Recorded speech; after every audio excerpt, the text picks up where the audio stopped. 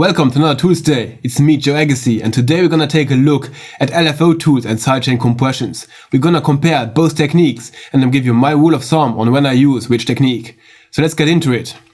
I've prepared here this kick drum with the bass. Let's listen to it.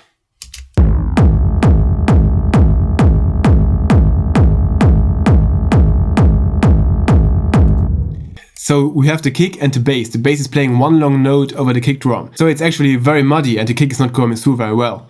So let's load LFOTools and see what we can do with this plugin. The plugin has this main envelope section which can then be routed to different parameters. Right now it is set to volume 100%. You can as well set it to the filter and as well as pen and other settings. But we're not gonna get into this right now. So here we have the envelope settings. Especially the rate is important. It is now set to a quarter bar. This means it is now triggering whenever the kick is triggering. And as well, smoothness is an important setting, because if you do very sharp things like this, you may get a click, and the smooth setting is actually rounding off the edges. So I usually have this around 10.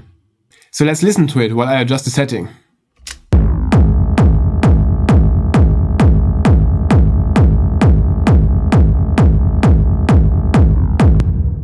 By the way, you can turn on the visualizer right here. So right now the kick and the bass is separate 100%. You don't want it to have it this extreme, so let's dial the settings back.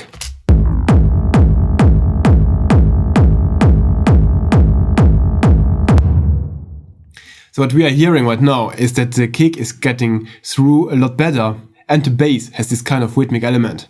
I'm now gonna mute and unmute the plugin while playing, so you're gonna see the difference.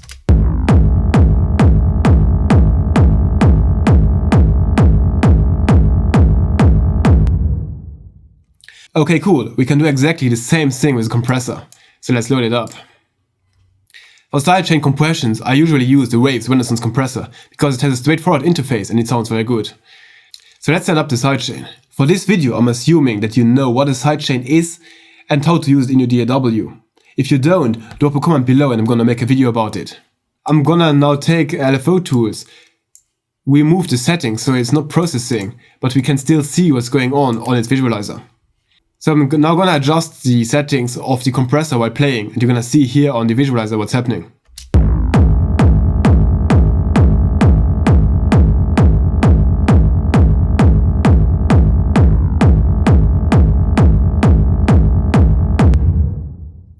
So the result is indeed very similar to what we got with LFOTools itself. The attack actually sets on how fast the volume of the bass decreases. So it basically results to this slope. You want to have this to a minimum so that the transient of the kick is getting through cleanly. The release stands for how fast the sound is getting back to zero. So it's actually this slope and this distance. The threshold and the ratio are then setting on how much this volume is getting reduced. So right now both plugins are doing virtually the same thing. The difference is gonna be what's happening when the kick cuts out. So let's listen here to the second part of the loop. So right now I'm gonna bypass the compressor.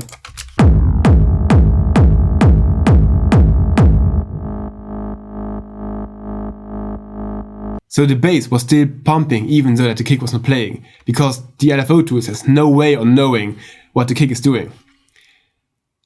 Let's listen to what the compressor is doing.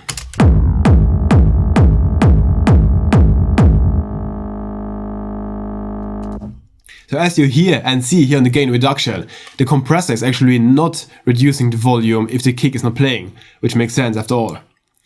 So the main difference between the two plugins is actually what's happening during the breakdown.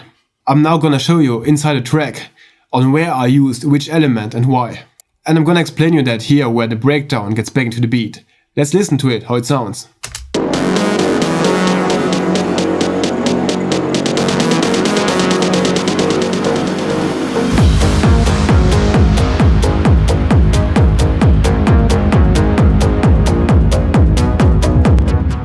Okay, check out our bass sound. Here I actually decided to take the LFOTools. The reason for that is I want to keep it pumping in the breakdown so that we get this rhythmical element. In the breakdown, this element is the only one in the bass region, meaning that it will now be the loudest on this offbeat. We now got something called syncopation. This means that not the on beat is pronounced but the offbeat. And when the kick gets back in, the pronunciation is back on the on beat because the kick is louder. So right here I have this call and answer thing going on. Let's listen to the call sound.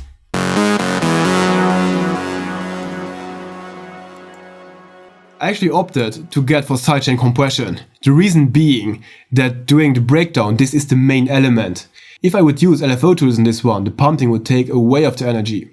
But when the kick is going to start playing again, it should be the main element, and then taking away energy from the call by using the compressor. Let's listen to it and look here at the compressor.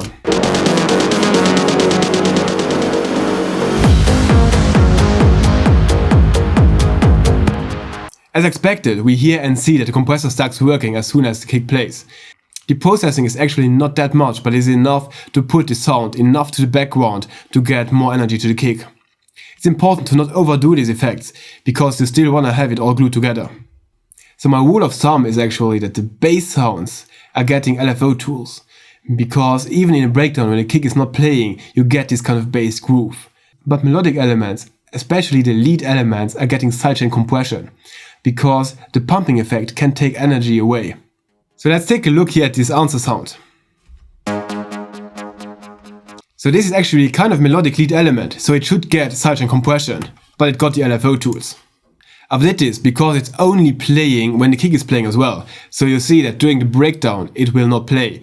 Because the LFOTools is easier and faster to set up and more precise, I've used this nonetheless. This is my second rule of thumb. If the sound is only playing while the kick is doing so, I'm using as well the LFOTools, because it's a lot more precise and easier to set up. This is all I had to tell you about both techniques. I challenge you to get into your productions and use them on different sounds to see which techniques you like the most and fits the best your sound. If you have any questions, drop a comment below, and if you learned something, consider liking and subscribing, and see you in the next one.